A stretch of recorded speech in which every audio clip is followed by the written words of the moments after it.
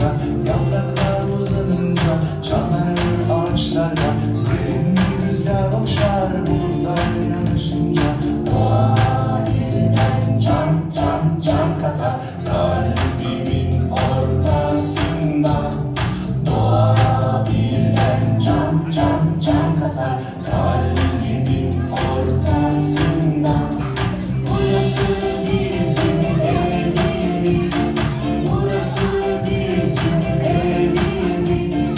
Haydi gel oynaya oynaya, haydi gel oynaya oynaya.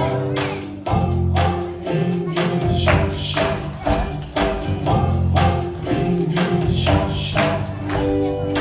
Birdenbire dönsen bile, kafama insan bizi düşse bile.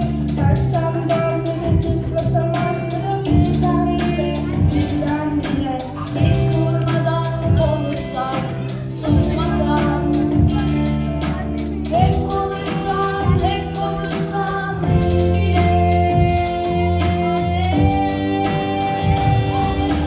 Burası bizim evimiz, burası bizim evimiz, burası bizim evimiz, burası bizim evimiz, burası bizim evimiz, burası bizim evimiz, burası bizim evimiz, burası bizim evimiz, burası bizim evimiz.